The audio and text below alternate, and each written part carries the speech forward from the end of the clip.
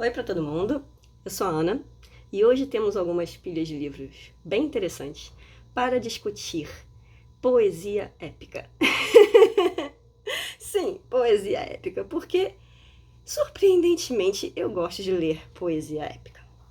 A poesia épica ela tem algumas características bem marcantes, entre elas a questão de ela envolver necessariamente uma narrativa, essa narrativa ser heróica, ter personagens que encarnam uma série de qualidades e também a característica delas mais particular é elas estarem geralmente associadas ao nascimento e à formação de uma nação. Certo? Então, esses heróis, na verdade, eles são personificações de pessoas ideais dentro dessas culturas que deram origem a essas poesias épicas. Eu comecei a ler sistematicamente esse tipo de poesia depois do Mortimer Adler e do Charles Von Doren, do Como Ler Livros, certo? Esse é um livro bem conhecido e ele, na sua segunda parte, ele começa a descrever como ler determinados gêneros e subgêneros literários, certo? Ele tem uma única página 230 nessa minha edição da Realizações, que não é uma editora que não existe mais, mas essa única página é intitulada Uma Nota sobre os Épicos. E essa foi a página que deu uma mexidinha em alguns dos meus neurônios. Deixa eu ler para vocês. O primeiro parágrafo diz o seguinte: talvez os livros mais celebrados, mas provavelmente menos lidos da grande tradição do mundo ocidental, sejam os grandes poemas épicos, especialmente a Ilíada e a Odisseia de Homero, a Eneida de Virgílio, a Divina Comédia de Dante e o Paraíso Perdido de Milton. Esse paradoxo pede um comentário, e ele vai tecer o seu comentário. O final desse comentário é o seguinte parágrafo: esperamos que você tente ler esses 5 grandes poemas épicos e que consiga chegar ao fim de todos eles. Temos certeza de que não se decepcionará.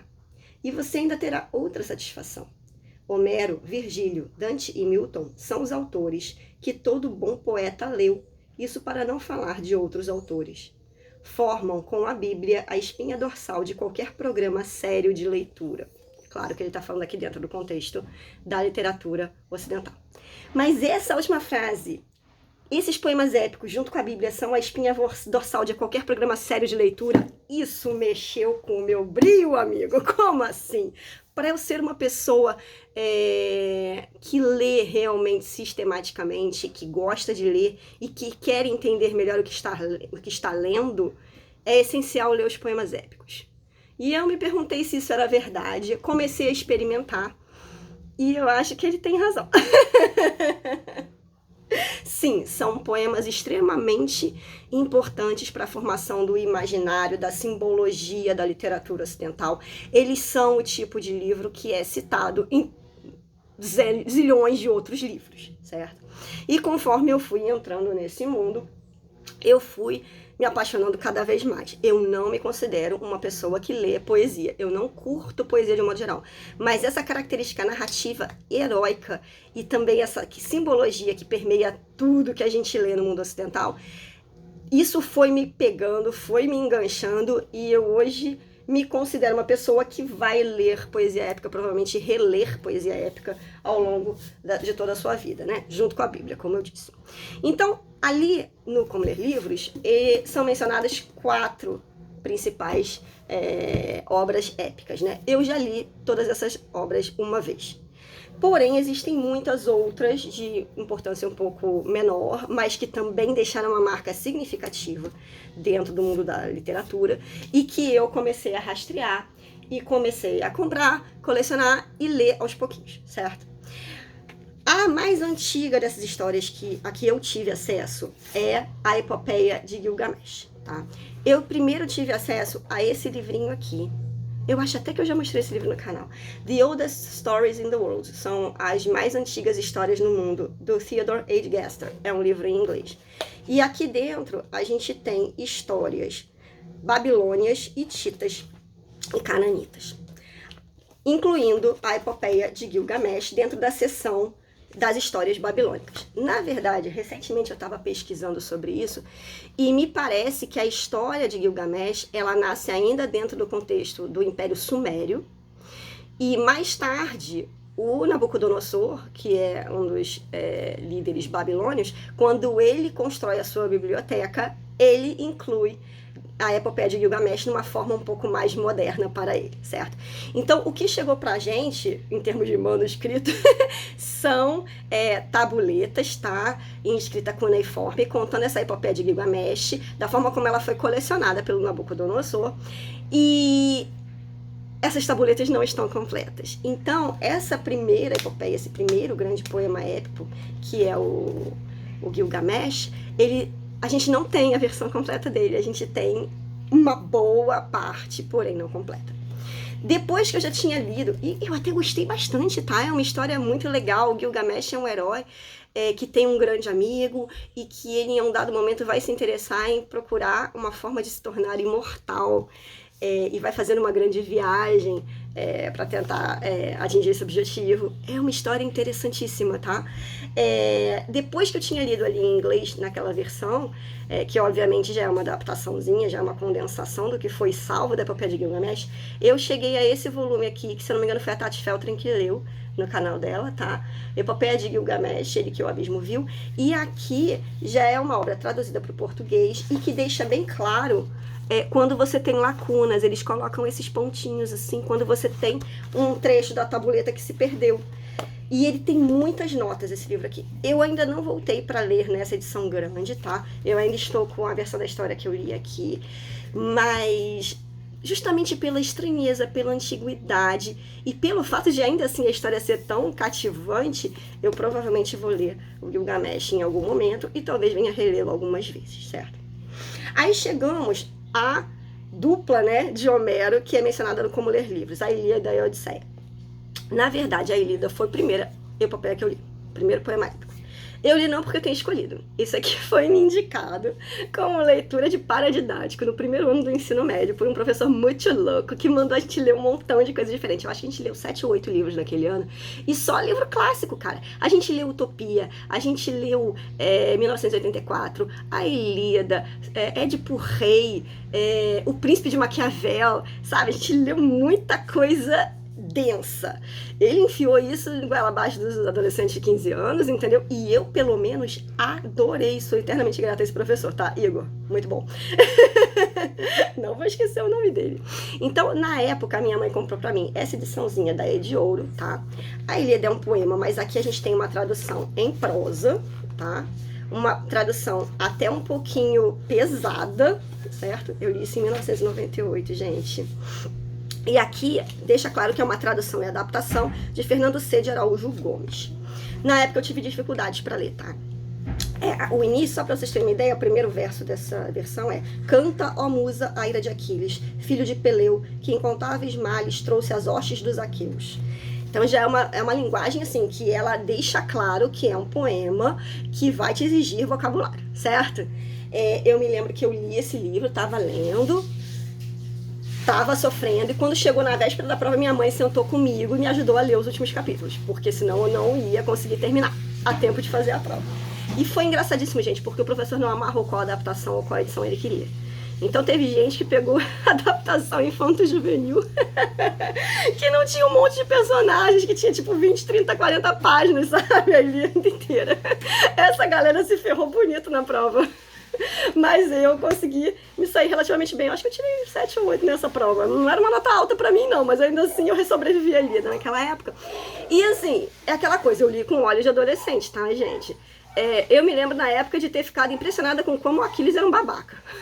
Eu não sei se eu relendo hoje teria essa mesma impressão, mas o que ficou pra mim é que Aquiles era um cara vaidoso, mimado, entendeu? Que ficava brigando com Agamenon pra saber quem é que tinha o órgão sexual mais comprido, entendeu?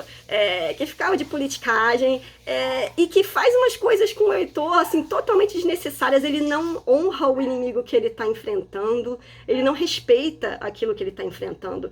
Então eu fiquei com uma impressão muito ruim de Aquiles. Eu não sei por que as pessoas consideram Aquiles o grande herói desse daqui, porque eu realmente acredito que Heitor é um herói muito mais alinhado com a cultura clássica do que Aquiles. Alguém me explica o que eu li errado, tá?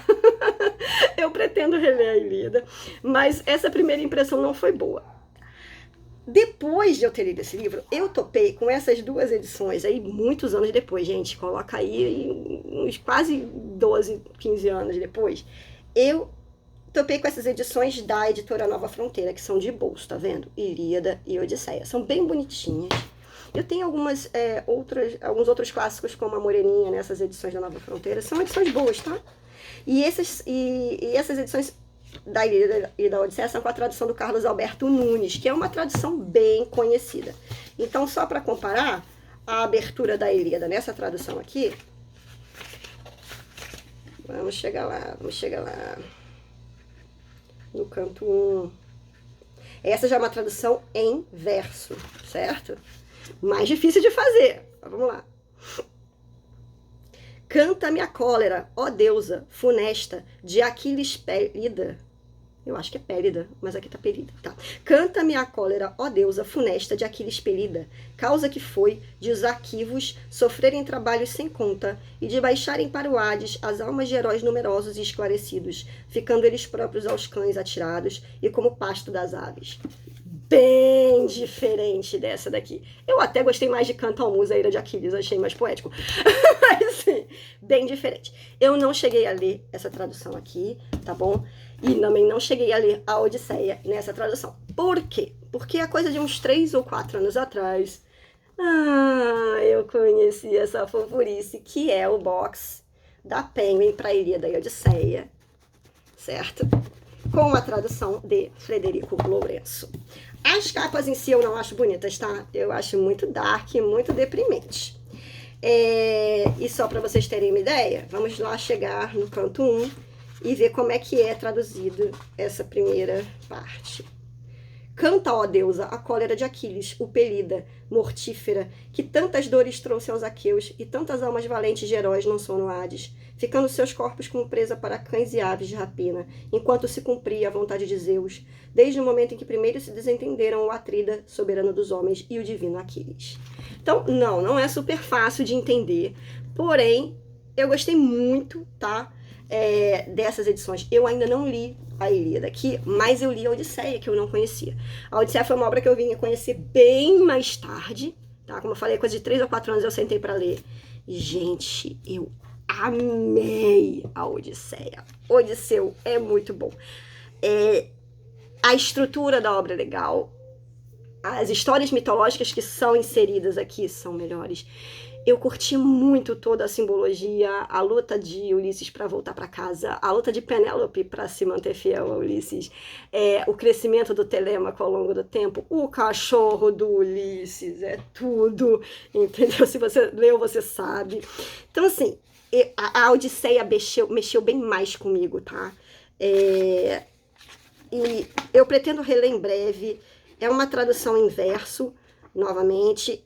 Essas edições da Penguin tem mapas, tem introduções bem completas. Então, assim, gostei muito dessa. Com certeza recomendo.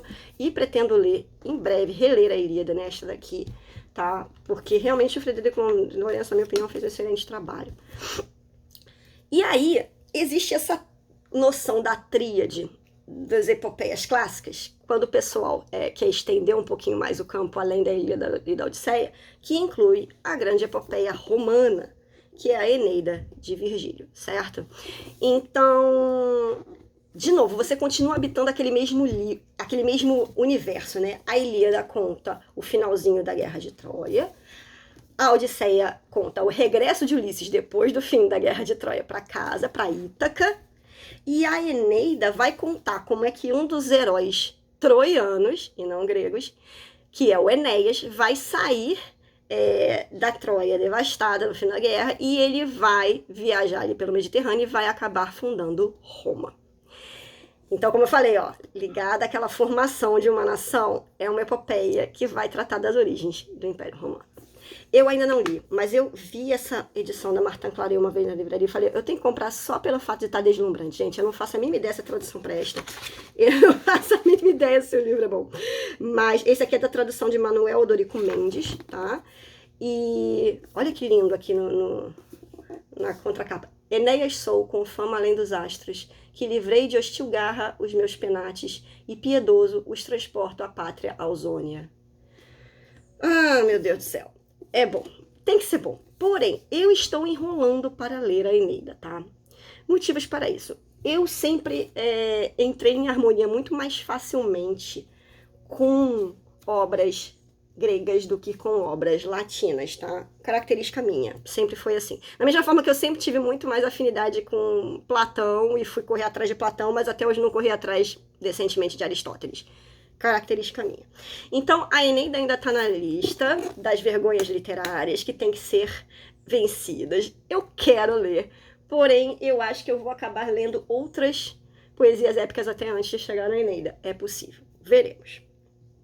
E aí vamos mostrar uma coisa aqui ainda nessa tríade, né, linda, Ilíada, Odisseia, Eneida, uma coisa em que eu esbarrei recentemente no aeroporto. E como eu não tenho vergonha, né, e eu tava sozinha, meu marido não tava lá para me segurar, eu cometi isso aqui. esse absurdo. Eu comprei versões, traduções em inglês desses 3 épicos. Traduções do Robert Fagles, que são super badaladas em inglês, em edições dos clássicos da Penguin de luxo. Então, temos aqui uma Ilíada, temos aqui uma Odisseia e temos aqui uma Eneida. Coisa mais linda. Elas têm aqueles deckled edges que o pessoal fala, né, que são esses cortes irregulares, tá? Também, como aquelas edições do Frederico Lourenço vão ter introduções e mapas e notas e listas de personagens mitológicos para te ajudar, eu tô apaixonada, mas eu não sei se eu deveria tentar ler a Ilíada, por exemplo, ou a Eneida direto do inglês. Pode ser que seja até mais simples do que ler em português, gente, porque, de novo, são traduções para verso, e isso não é fácil de fazer, e tem um pouco de fator de habilidade e sorte, entendeu? Nisso daí. Às vezes a língua para a qual você está traduzindo não encaixa tão bem. Pode ser que a tradução para o inglês seja muito pior do que a tradução para o português. Ou vice-versa, não sabemos. Teremos que experimentar para saber. É a graça de você ser nerd e curtir e se meter nesses buracos de coelho, certo? Muito bem. Aí vamos sair um pouco desse mundo super classicão, tá? Da antiguidade, e vamos entrar na Idade Média. Também, mais ou menos na época que eu estava lendo a Odisseia, eu cheguei a essa antologia aqui, que é a Antologia Norton de Literatura Inglesa, que é uma coleção em 6 volumes, muito usada como livro-texto para o pessoal que estuda literatura no mundo de língua inglesa. Tá? E aqui eu descobri um poema que eu amei de paixão, que é o Beowulf. O Beowulf foi escrito, não em inglês, gente, ele foi escrito em uma língua anterior ao inglês, certo? O Beowulf foi composto ali por volta de 750, tudo bem? E ele foi registrado já por monges cristãos que já pegaram a história e deram umas ajeitadinhas para ficarem mais ao gosto de sua plateia cristianizada. Então ele é, de certa forma, uma composição híbrida que pega toda aquela parte anglo-saxã, raiz, tá? E mistura com esses elementos cristãos. O Beowulf, ele mata monstros, o Beowulf, ele luta contra dragões, ele é muito corajoso, ele é um rei generoso. É uma história muito legal, que eu não achei que fosse ressoar tanto assim comigo, porque eu nunca fui muito da mitologia nórdica, mas eu tô me tornando, tá? Essas culturas mais nórdicas começaram a me pegar pelo pé. Eu não sei se Tolkien teve um dedinho nesse negócio. Mas o fato é que eu li o Beowulf já 2 vezes, tá bom? E eu li 2 vezes no mesmo ano, pra vocês verem como eu fiquei obcecada. Isso não costuma acontecer. E eu gostaria, em breve, de ler também a tradução e o comentário do Beowulf, que foi escrito pelo Tolkien. Certo? Me parece que vai ser um festival nerd muito, muito delicioso. Saindo agora um pouquinho desse mundo mais nórdico, né? Ó, leiam Beowulf, gente, é muito bom. Eu resolvi que estava mais do que na hora de eu ler o grande épico em língua portuguesa. E aí eu encontrei essa caixinha super fofa da Nova Fronteira, que é um box de um livro só, para Os Lusíadas, de Luís de Camões. Gente, essa edição é lindíssima. Antes de mais nada, Olha isso. Deus do céu. Lindo, lindo, lindo, lindo. A vida do Camões é interessantíssima. Vale um épico também. A história de como ele salvou os Lusíadas de um naufrágio é fenomenal. E os versos são lindos. Vamos lá, aqui você vai ter a história de Vasco da Gama viajando de Portugal até chegar às Índias, certo? Só que isso vai estar entremeado por deuses gregos que interferem na história e pelo próprio Camões, pelo próprio Vasco da Gama e pelos seus marinheiros, contando, à medida que eles vão parando no caminho e conhecendo terras exóticas e culturas que nunca conheceram os portugueses, eles vão contando quem são os portugueses, de onde saiu esse reino, quem são esses reis que estão mandando esses navios fazerem essa viagem. Cara, é lindo, lindo, lindo. É o tipo de livro que eu li lendo em voz alta, pra mim mesma, tá? Lindíssimo.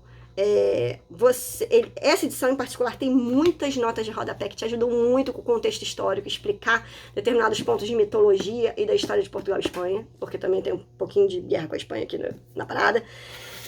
Cara, linda essa edição, maravilhosa. Amei, amei Camões, arrasou, entendeu? E, gente, a gente tem que aproveitar o fato de que nós podemos ler isso no original, entendeu? Um cara que escreve sobre Beowulf provavelmente nunca vai ler isso aqui no original, vai ter que ler traduzido. O sofrimento que a gente sofre, que a gente sente, né, quando tem que ler uma Eneida traduzida, a gente não tem quando a gente lê os Lusíadas. A gente lê exatamente o que o poeta quis escrever. Maravilhoso. Eu não sei se a gente tem outras poesias épicas assim em português tão belas. Recentemente eu vi um vídeo do professor Rodrigo Leão, que ele estava falando do Ijuca Pirama, e que é uma poesia épica brasileira. Eu vou correr atrás desse livro, porque eu gostei muito dos Lusíadas, muito. A sensação de ler poesia épica em português de tão boa qualidade não tem preço, certo? Existem outras poesias épicas que me interessam, embora talvez não sejam do interesse de todo mundo que se interessa pelo assunto. Por exemplo, o poema do Cid. Não encontrei isso aqui em português, tá, gente? É possível que exista. Mas eu consegui essa edição da Penguin, em inglês, o poema do Cid. É uma edição bilíngue com o texto em paralelo. Então, vamos lá. O Cid, aqui a gente tem em espanhol, né? No espanhol, em que foi escrito original, em verso, e aqui do lado uma tradução em prosa, tá bom? Então, eu ainda não sei se eu vou tentar ler em espanhol ou se eu vou ler direto na tradução em inglês. Vamos ver o que eu consigo, né? Mas a história do Cid, eu assisti a um filme, acho que é do Charlton Heston, muito antigo, quando eu era criança, contando a história do Cid. O Cid é o grande herói fundador da Espanha, né? É um dos caras que lutou contra os mouros e que participou do processo de unificação espanhola depois que esses mouros foram sendo expulsos da Península Ibérica. E a vida dele, ele também lutou como mercenário, porque ele foi expulso, ele se desentendeu com o rei, ele foi expulso, e depois ele voltou de novo. O final da história, pelo menos o final do filme, é belíssimo, inesquecível. Eu não lembro quase nada da história, mas aquele final ficou comigo. Então, eu quero muito ler a história do Cid. Até porque eu tenho ascendência espanhola. Eu acho uma vergonha eu nunca ter lido a história do Cid. Da mesma forma que eu achei uma vergonha nunca ter estudado espanhol, eu fui correr atrás de um curso de espanhol, eu fui estudar espanhol. Pelo amor de Deus, eu tenho que ser capaz de entender a língua dos meus avós, certo? Senão não dá, é vergonha demais na vida. Então, o Cid me interessa, é uma história um pouco posterior, tá? A gente já tá falando da unificação espanhola, já é um pouquinho depois ali do Beowulf, mas não é tão longe assim dos Lusíadas, tá? Acho até que ele é anterior aos Lusíadas, se eu for sincera. Deixa eu ver se aqui diz. Depois eu vou dar uma olhada melhor. Eu ainda não peguei pra ler, em parte porque a tradução disponível é em inglês, né, gente? Se tivesse em português facilitava bastante.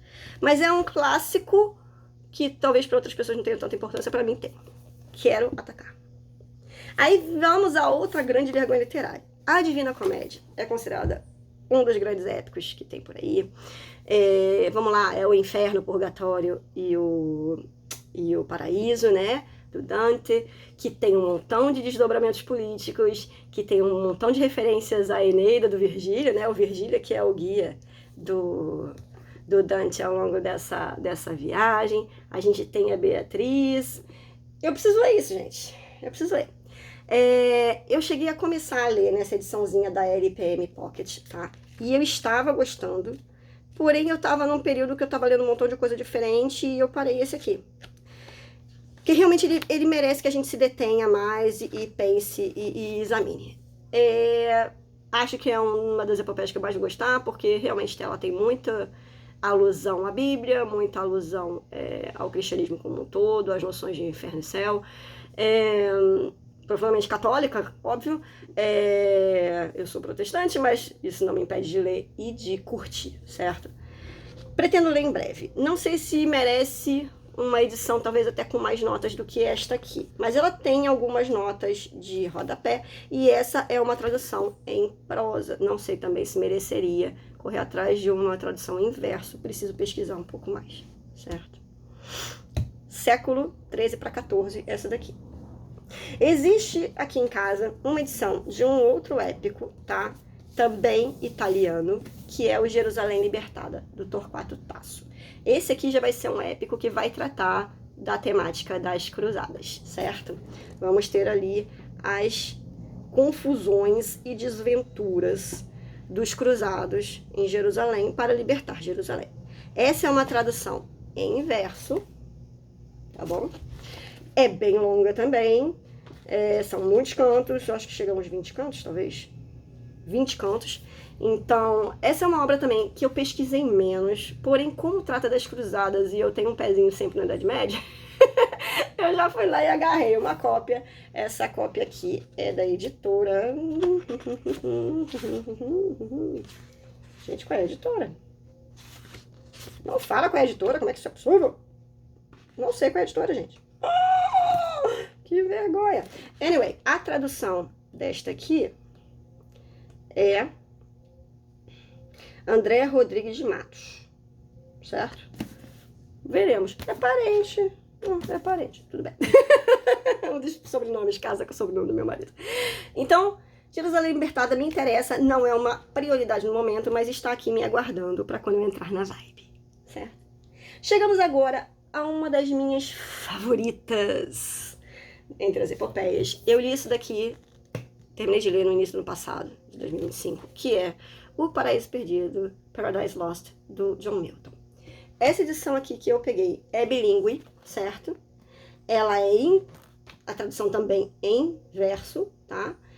E ela tem, então, inglês de um lado, português do outro. E quando eu comecei a ler, eu gostei mais de ler em inglês e mandei ver. Gente, isso aqui é maravilhoso. Isso aqui vai contar a queda do homem, mas na verdade ela vai começar antes, ela vai contar ali por que Satanás se rebela, como é que é essa rebelião de Satanás, por que ele resolve encrencar com o homem, como é que ele faz para ter acesso ao jardim, como é que era a vida de Adão e Eva no jardim, como é que eles pensavam, como é que eles viviam, os papos que eles batiam com os anjos, visões que esses anjos dão para Adão.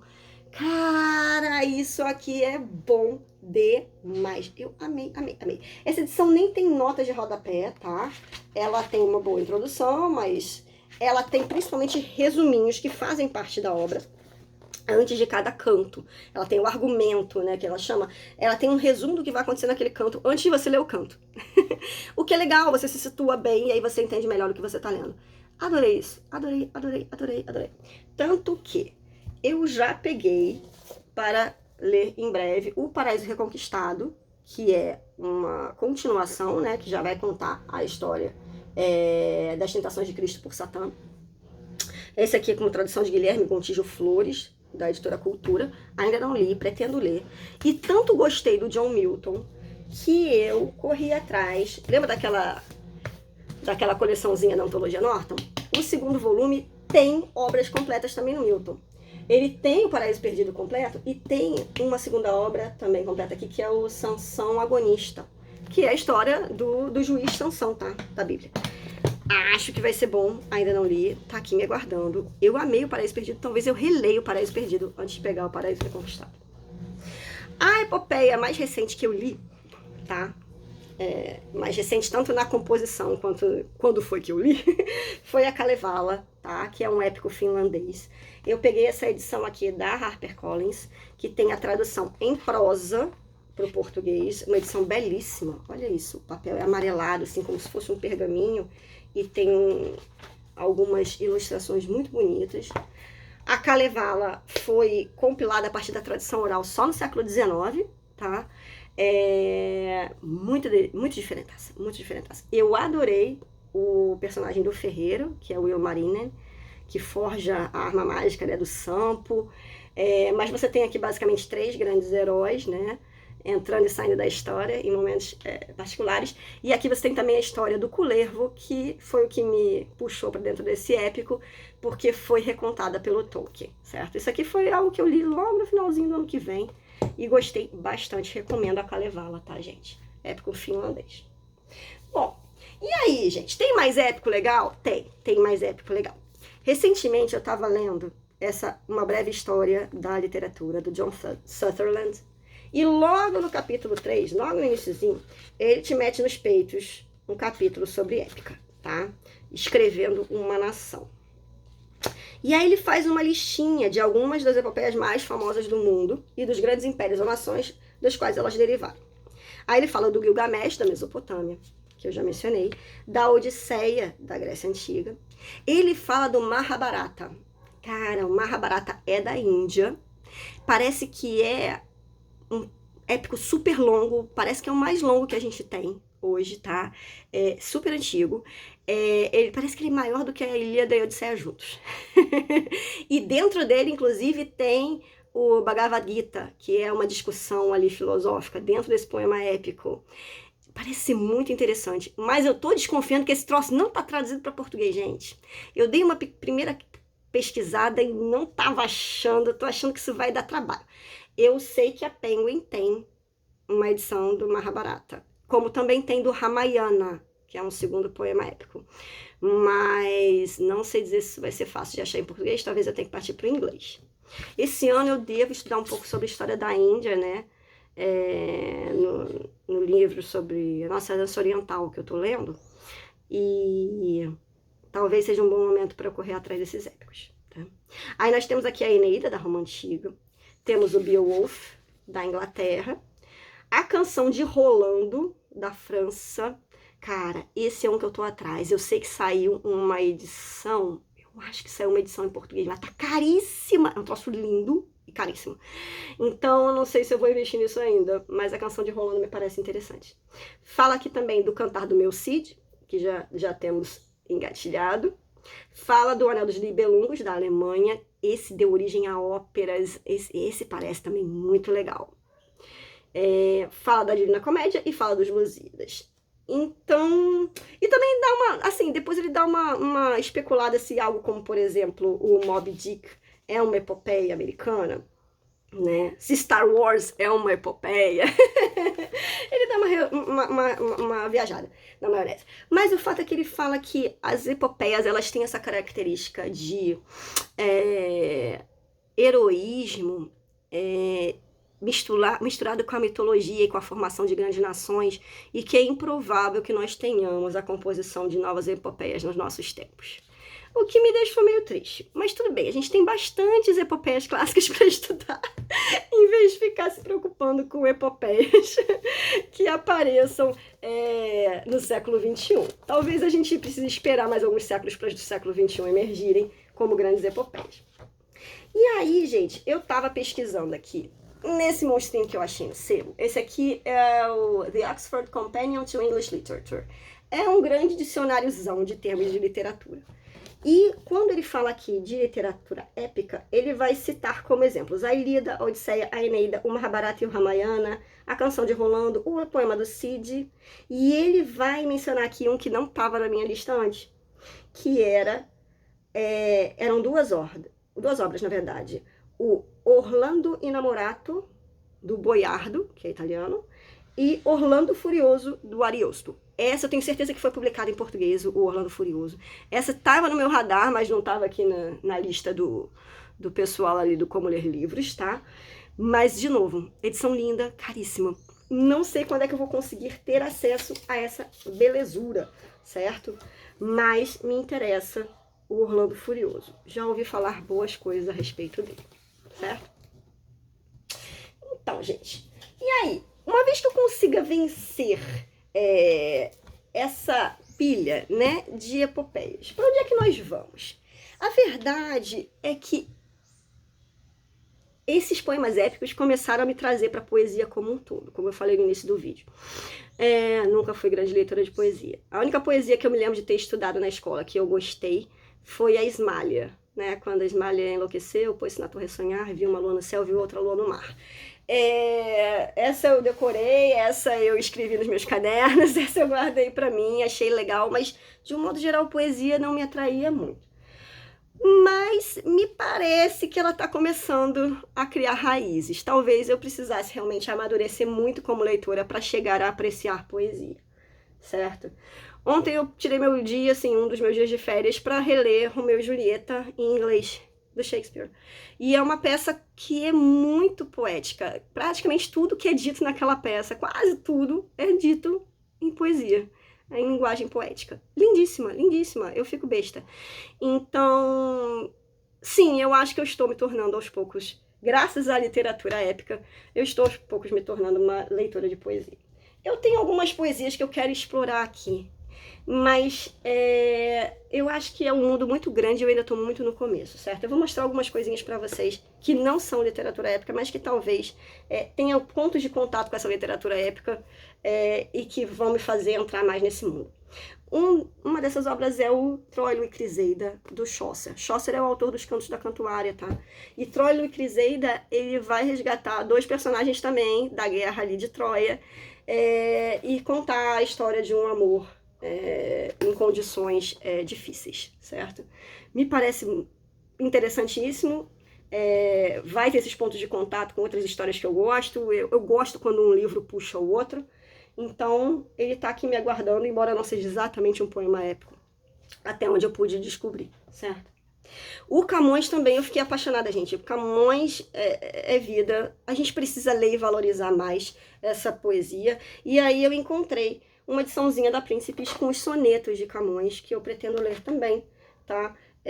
Sonetos não são muito a minha praia. Vamos ver se o Camões consegue me convencer a gostar disso. Na mesma linha, como eu estou obcecada nos últimos anos por Shakespeare, eu consegui uma edição da Martin Claret, que é bilíngue dos sonetos de Shakespeare, tá? Então você tem eles traduzidos também sob a forma de sonetos pelo Almiro W.S. Pizzetta. E uma edição muito bonita, assim, de capa dura. Estou considerando que vai ser vitória, certo? E vai me trazer um pouco mais perto da poesia. Eu não tenho, no momento, nenhuma antologia de poesia brasileira. Se vocês tiverem alguma para me recomendar, eu me interessaria para botar o meu pezinho na água aos poucos e não necessariamente pegar um livro inteiro de um mesmo autor e tentar destrinchar isso a esmo, certo? Mas em termos de antologias na língua inglesa, e que eu sou apaixonada pela língua inglesa, gente, eu acho a sonoridade dela incrível e para mim a poesia, por exemplo, do Shakespeare em inglês funciona muito bem, então eu acho que é um bom caminho. Eu tenho, por exemplo, essa antologia do Harold Bloom, que se chama The Best Poems of the English Language, From Chaucer Through Robert Frost. Então, são os melhores poemas da língua inglesa, do Chaucer até o Robert Frost, que são, inclusive, comentados. Então, ele tem os poemas completos e os comentários dele sobre esses poemas. Acho que isso aqui vai me ajudar bastante. Pode ser que eu não goste, é um calhamaço, tem que ser lido com calma. Vamos ver quando é que eu chego lá. Mas a verdade é que eu gosto de alguns comentários do Harold Bloom, tá? Ele é doidinho, mas eu curto o cara. Não concordo com tudo que ele fala, mas às vezes ele vai bem na ferida, sabe? E dele também existe uma seleção chamada Stories and Poems for Extremely Intelligent Children of All Ages. Histórias e poemas para crianças de todas as idades extremamente inteligentes. Olha que graça. E esse aqui, eu achei interessante a maneira como ele organizou. Ele organizou esses poemas e histórias por estação do ano. Ele tem uma seleção para você ler no inverno, uma para ler no outono, uma para ler no verão, para ler na primavera. Isso aqui é típico do hemisfério norte, né? Em lugares de clima temperado, onde as estações do ano realmente impactam muito o seu humor, né? E você vai querer histórias e poemas que combinem com esse humor. Achei legal. E, de novo, ele tem os poemas e as histórias, né? E tem comentários, aparentemente. Deixa eu ver se ele tem comentários. Ele tem, pelo menos, as introduções sinistras, né? Eu não sei se tem comentários não, mas a introdução parece bem parrudinha, tá? É uma maneira que eu vou ter de adentrar esse mundo de poesia com um pouco mais de confiança. Um livro que me ajudou também com esse tipo de exploração foi o livro das Virtudes. É um boxzinho de 2 volumes. Deixa eu ver. É um dox de 2 volumes do Bennett, tá? Que é uma seleção de histórias clássicas e que tem ali dentro também algumas histórias que aparecem nessas narrativas épicas que a gente mencionou aqui. Eu curto esse tipo de livro, tá? Esse tipo de coletânea, embora eu saiba que eu levo uma vida para ler esse tipo de coisa. É isso, pessoal. Falamos de poesia épica e de poesia de um modo geral. Espero que tenham gostado das recomendações, se é que foram recomendações ou se é que serviram como uma introdução ao tema, né? E um passeio por essas possibilidades de poesias épicas que podem ser exploradas, certo? Um abraço para vocês. Fiquem todos com Deus. Boa semana. Tchau, tchau.